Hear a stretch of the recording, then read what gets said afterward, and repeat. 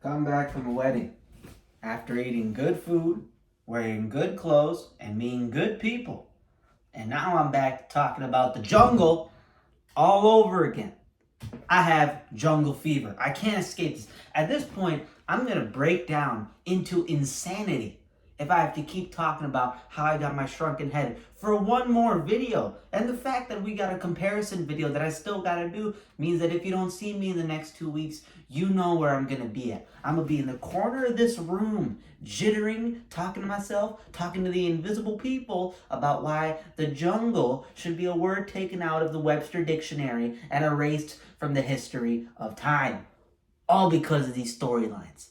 But, nonetheless, we're here, alright?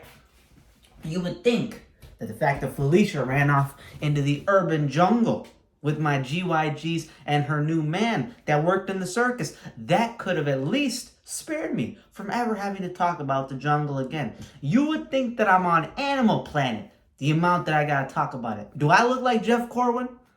Do I look like Austin Stevens? Do I look like the late and great Steve Irwin? No. That's because I'm brown. Is that why? Is that why? Is that all that differentiates me? It does? All right, well, you know what? Fair enough. They also got luscious hair. I don't got that hair, unfortunately. But regardless, we're here to talk about jungles once more again. We're almost done. Almost at final base. All right, so bear with me. We're here to talk about the episode. And the episode of How I Got My Shrunken Head. Is it better than the book? A little bit. If the book got a 7 out of 10, the episode gets a 7.2 or 7.3 out of 10, which ain't a lot, but it's still slightly better. And by the end of this video, you might find out why I feel that way. Now, let's talk about why is it that I feel that the episode might be a little bit better than what the book was going for. Well, the book is missing some stuff that the episode should have had, right? The tiger scene in the book, which I enjoy a lot, is not in the episode. So that's a little bit of a detractor because I love that tiger scene. I think it's super intense. I think it adds a lot of tension and action. It's not in the episode. There is a feature to the entire base of Balladora, right? There's a feature to the entire base that's in Balladora that is integral to the climax of this story in the episode. It's not in the book. That's a difference right there. Mark's personality is a little bit different in the episode than it is in the book, and I'd say for the better. You also have one of my favorite moments in Goosebumps history, which was something involving the main villain doing something or possessing something in the climax of the story in the book that's not promoted in the episode for obvious reasons, right? Because it's a kid's show, they can't show that stuff, but it's in the book, which is also a kid's book, right? It's a kid's horror book, so I'm a little bit iffy on that, but I understand it, but the points go to the book for that because forget jungle magic, you know what I'm saying? When you got that John Wick magic, you know what I'm saying? You ain't gonna be able to beat that John Wick action. That Call of Duty magic, that's all we need. We don't need that jungle magic. When you got the Call of Duty magic right here as the main villain, the main character and his family are gonna listen to you no matter what you gotta say or how you feel. That's not in the episode though, for obvious reasons. You can't show that stuff, all right? And the twist ending to these stories is much, much different, and the episode does it much, much better. And that's why it gets points, because that twist ending in the book is terrible. And all the people out there who are like, oh, actually, it's pretty good.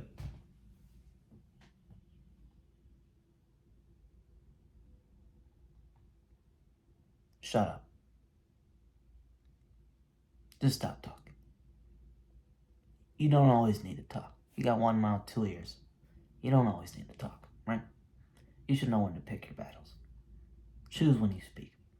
Because if you defend that twist ending, just know it doesn't take hard or long for me to find your addresses and order 19 boxes of extra large Domino's pizzas to your crib. And guess who's paying for it? Not me. You're paying for it. All right? And I'm going to get the nastiest toppings. So you don't want that. Okay? And those are the differences between the episode and the book. Now, which one do I like more? The episode, slightly. Why is that? Mark in the episode is better, which is what I listed before.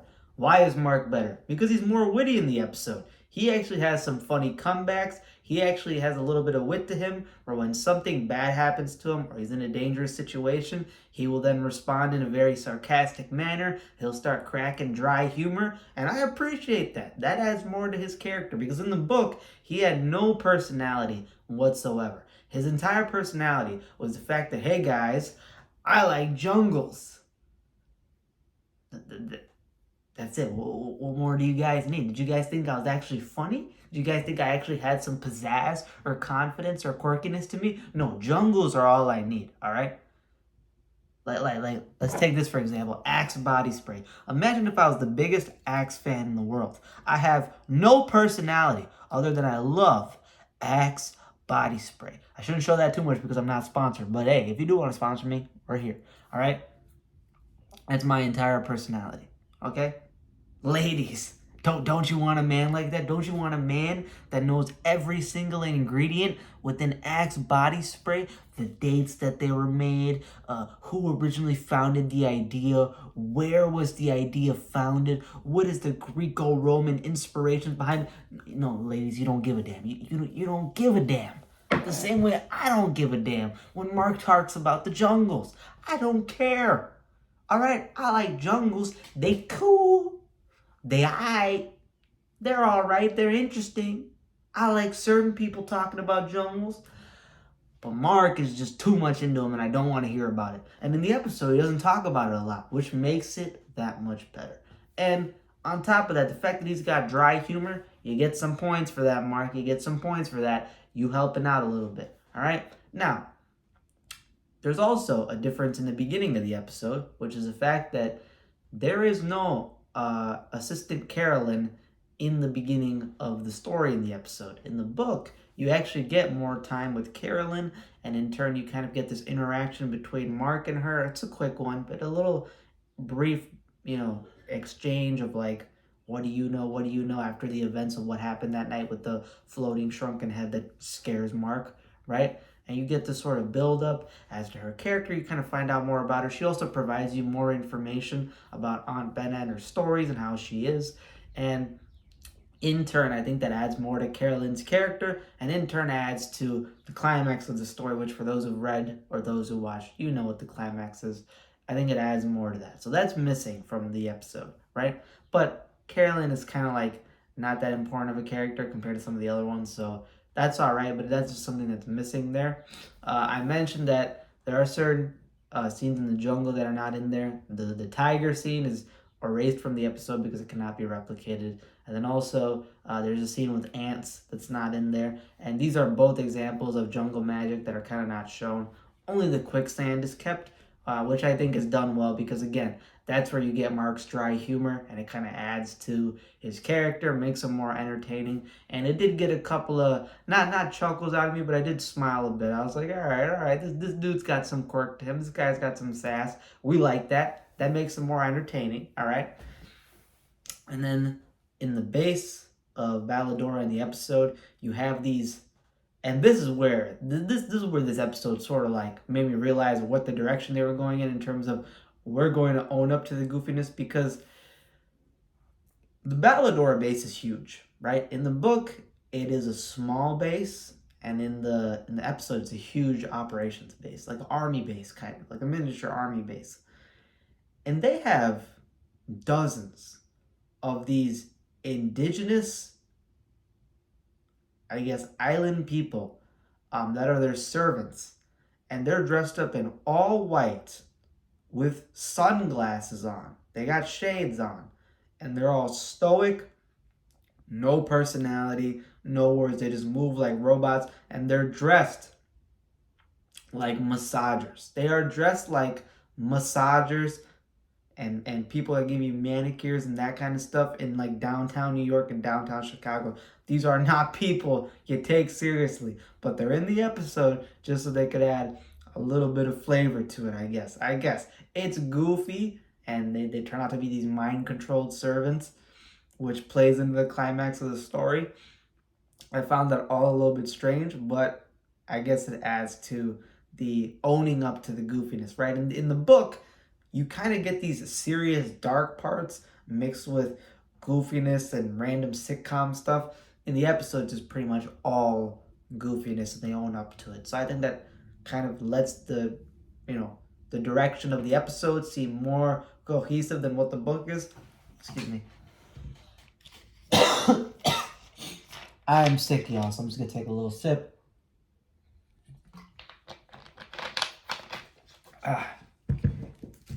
Before I go into a coughing fit. And no, that's not the jungle fever. That's not malaria, although that is what it feels if I have to say jungle one more time. All right.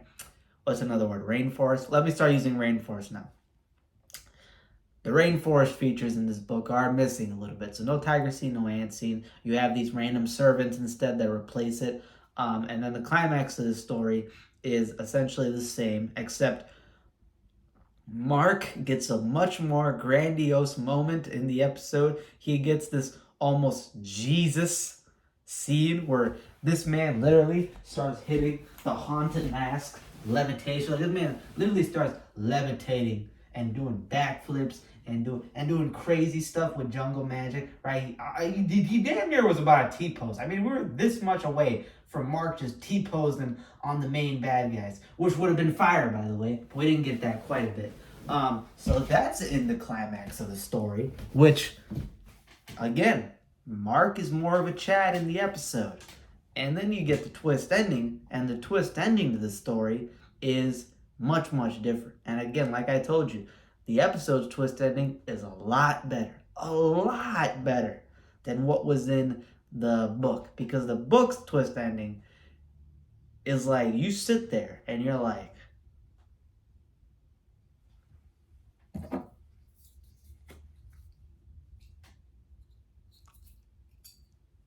no, I'm not going to do it. You almost had me, but I'm not going to do it. But you get the idea. You're basically just like, you know what? Poison me right now because I'm not dealing with that stuff. Ugh. How did the fumes still get in my mouth? Ugh. Ugh. All right. In the episode, though, it is still a goofy ending. It is still quite absurd, but it is a little bit darker. It is a little bit funnier, and it's like dark comedy. What is like, you know what? It's like dark comedy to it, which makes it better to me because it's like, you know what? That's messed up. But the people involved were also messed up, so you kind of deserve it. And on top of that, it has a little bit of a goofy undertone, and it's funny the way it ends. So you get a little bit of a chuckle out of it. And I'm like, you know what? That's a much better twist ending. Because the twist ending in the book is like complete 360. I won't even say 360. It's like one of those four-dimensional spears, that like those angles that it takes. Because you sit there and you're like, what? What? Why? Why, Stein? Why? By the way, this is a face and expression you can use for a lot of Goosebumps books. Why, Stein? Why? Why would you do that, Stein? Why would you do that? Episode's better in that regard. So, which one do I recommend? I would recommend you do both. Read the book, watch the episode. But if you did want my opinion on what's better, I think the episode is better. All right, I think the episode has a little bit of more flair to it. It is essentially the same as the book, except for the differences that I mentioned, and the fact that there are more prominent characters in the episode. Mark having that dry humor to him. You have the airplane pilot that was in the book, but in the episode, he's like Mr. Hollywood. He dresses up as Elvis Presley. He talks in the Arnold Schwarzenegger Terminator voice. So you have characters with more pizzazz to them. You have a climax which gives the main character more flair as well. And you have a twist ending, which is a lot better than the one that's in the book.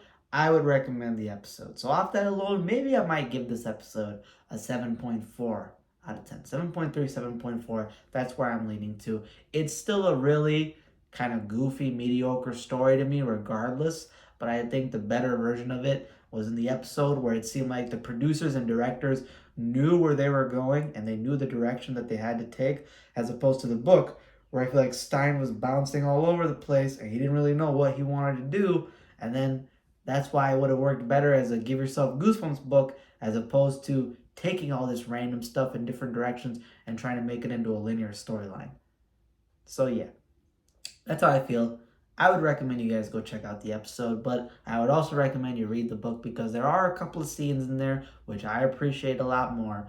But the overall package does go to the episode. All right, so that's it for my review of the episode. Again, I didn't go through a full whole storyline of what happens in the episode because essentially it is the same storyline except minus those differences. I might go into more detail when it comes to my comparison video as to why certain things matter more. But essentially, this is the side-by-side comparison, and I did like the episode quite a bit. I gave it a 7.3, 7.4 out of 10. It's a pretty good episode. I recommend you watch it. And if you want a fun time, I think this episode will do it for you. That's all I have for today. Thank you guys for watching. Again, if you like these videos, make sure to hit that subscribe button and hit that like button. Comment down below. All those ways are free ways to support me. Lets me know you guys are engaged and like the content. And yeah, stay tuned for more to come. That's it for today. Deuces. Yo, man. My body's literally tired. And it's not from this cold. Well, it is from this cold. But it's also just the fact that how many times do I have to talk about this story anymore? I'm so through with jungles. All right, I'm so through with jungles. I'm so through with these heads. All right, and as far as I'm concerned, the fact that I couldn't turn Felicia's head into a shrunken head for what she did to me is robbery. All right, and actually, you know what? In the back of my book that I have, there is a guideline that Stein made on how to create shrunken heads as like an extra content for the copy of the book I have. I'm gonna use that formula. You know what, guys? I got it. I got it, yo. I'm going to use that formula on Felicia, and that's how I'm going to get my last 4 GYGs back. All right? You heard it here first. This is the plan. And don't tell the cops, please. Honestly, I need it to work.